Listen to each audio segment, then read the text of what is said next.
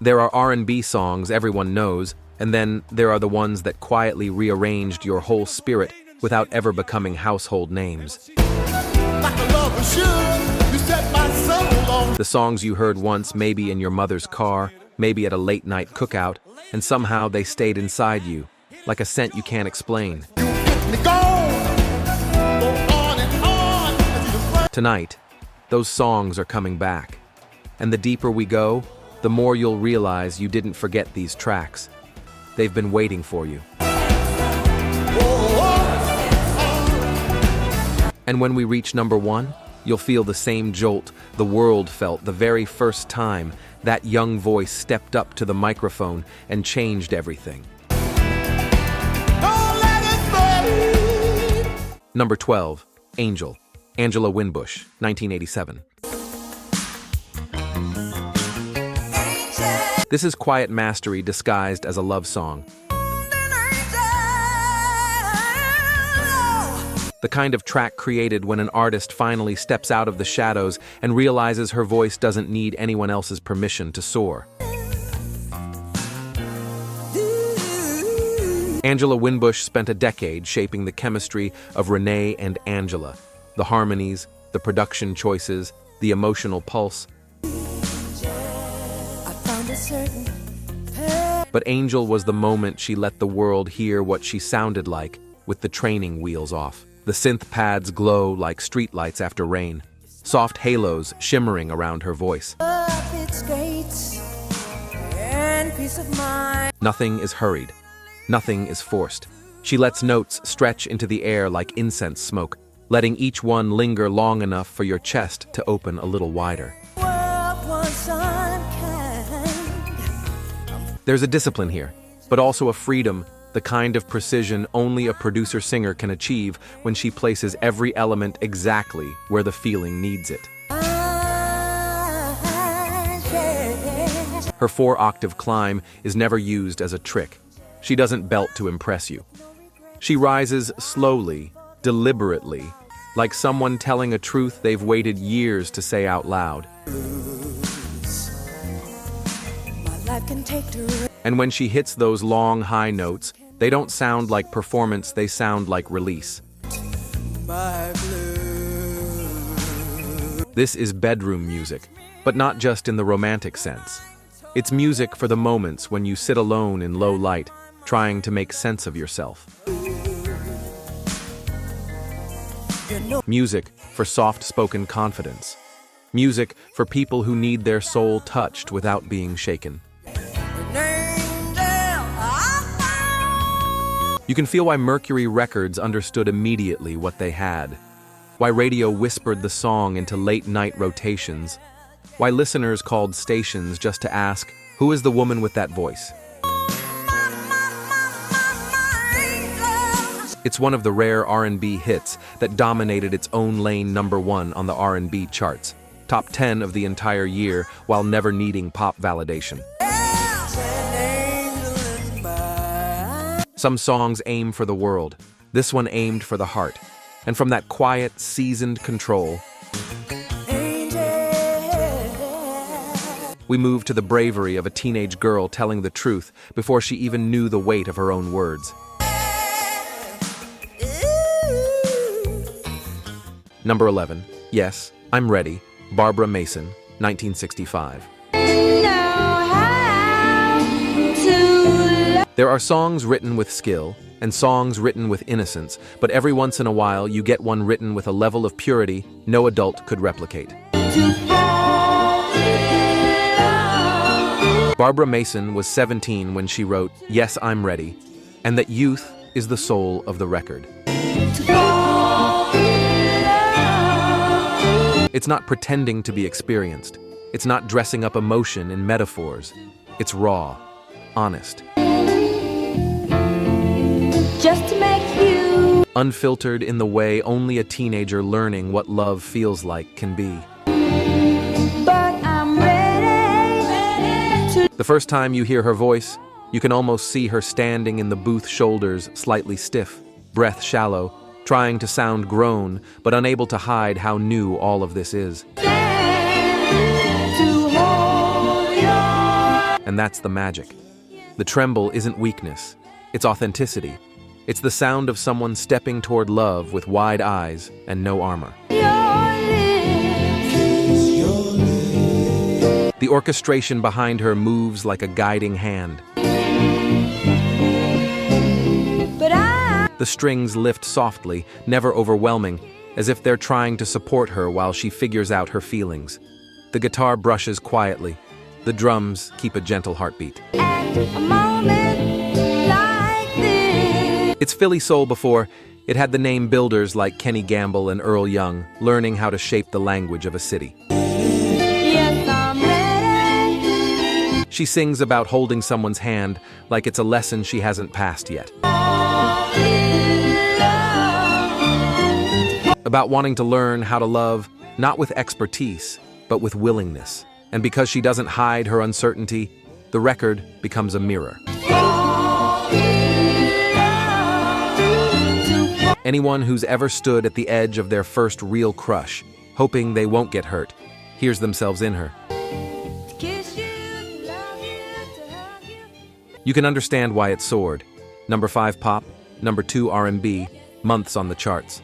Adults heard their past in it. Teenagers heard their present. Just the way you want me. And Barbara Mason, even years later, would re-record the song because the version she made at 17 felt too innocent for who she became. But that's exactly the version the world fell in love with. Number 10, Love Ballad, LTD, 1976. Some songs are built to impress. Love Ballad wasn't. It was built to reveal slowly, gently, the way truth comes out when two people finally stop talking around their feelings. A true love made in my life. LTD approached the track like a conversation meant to last all night, not a performance meant to hit charts. You can hear that patience in every measure. Jeffrey Osborne doesn't rush the first note. He eases into it, almost as though he's testing the emotional temperature of the room. His voice doesn't attack the lyric, it leans into it. Soft, measured, vulnerable in the way a grown man sounds when he's finally ready to admit how deeply he feels. Behind him, the band constructs a world that feels lived in. The bass moves like a steady pulse beneath the surface, never flashy, always present. The guitar lines appear like quiet thoughts you only hear when the room gets still. And the horns don't blast, they bloom. Each swell sounds like someone taking a deep breath before saying what they really mean. The arrangement builds like courage. A soft moment here, a swell there, a controlled climb toward a confession Osborne has been circling since the first verse. And then lovers go, that's what. LTD knew exactly what they were doing, creating space, leaving room for silence, room for breath, room for emotion to grow in ways no dense arrangement could allow. This is soul music at its most intimate, the kind of performance that doesn't just sit in your ears, it settles in your chest. The kind of song that makes you sway without realizing you've moved. A slow burn that doesn't ask for your attention, it earns it by staying honest. You can feel why it spent 2 weeks at number 1 on the R&B charts. Number 9, Let Love Come Between Us, James and Bobby Purify, 1967. You want me to, I'm your puppet. Some duos work because they blend. James and Bobby Purify worked because they met in the middle, two voices carrying their own histories, their own grain, their own texture, folding into each other with uncanny ease. They weren't family, but the way they sang made biology feel like an afterthought. This track is Southern soul with the edges smoothed, but the heart kept raw. The guitars don't bite, they shimmer, overlapping like two thoughts, happening at the same time. Each line is carved clean, every strum placed like a step, taken with intention.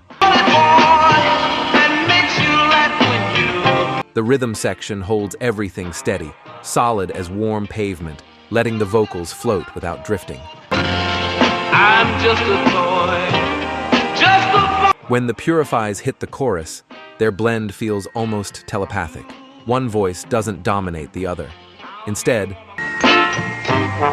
Just pull them little strings and they lean, support, echo, and lift each other until the harmony feels like a single consciousness split into two bodies.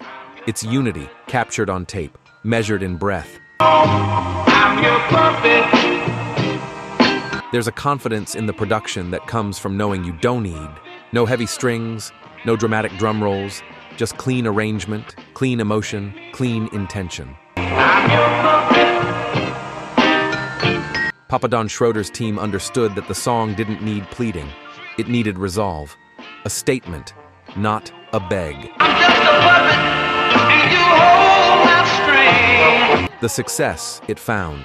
Top 20 R&B, top 25 pop, a respectable UK push wasn't the result of hype. It was the result of craftsmanship. The kind of record that doesn't chase trends. It sits in its truth and waits for people to come to it. It's the sound of two men protecting a relationship with harmony alone. Reflective power of a single man lifting a simple lyric into something unforgettable. Number 8, Little Green Apples, O.C. Smith, 1968. His time with Count Basie taught him how to let phrasing breathe, how to trust that the softest delivery often hits the hardest. Number 7, Kung Fu Fighting, Carl Douglas, 1974. This is what happens when spontaneity meets rhythm and refuses to apologize for it. But they fought with expert timing. Kung Fu Fighting. Expert time. 11 million copies sold. One of the biggest singles in the history of recorded music, all from a track tossed together in the last 10 minutes of a studio session. This is disco, before disco had expectations, before image consultants and strict formulas. Just joy, just groove, just movement. And from disco's playful wink, we glide into the smooth, accidental birth of a sound that would shape the decade. Everybody was kung fu. Disco didn't start in a club. Sometimes it starts as a demo.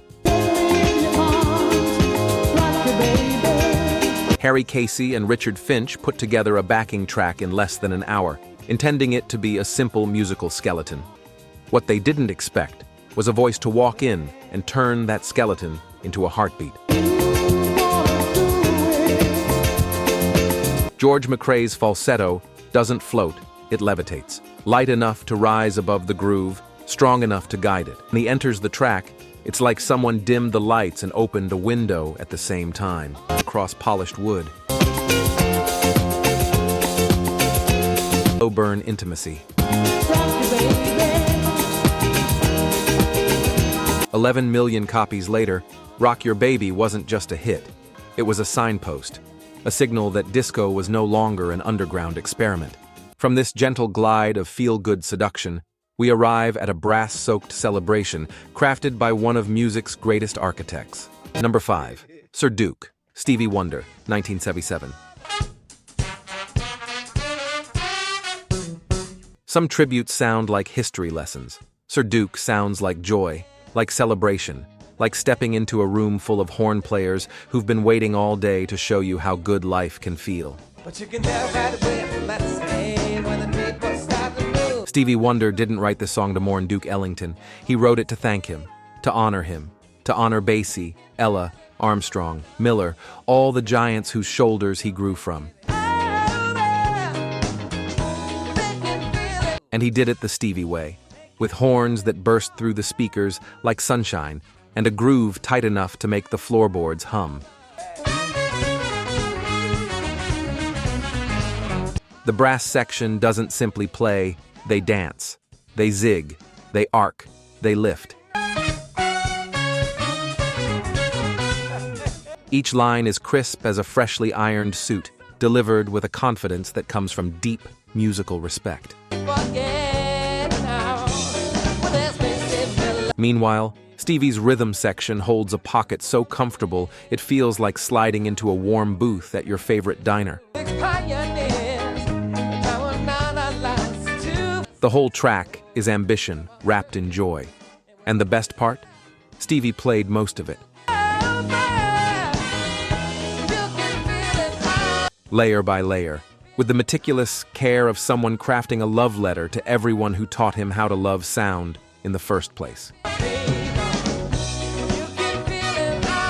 3 weeks at #1 was inevitable. Sir Duke isn't just catchy, it's gratitude turned into groove.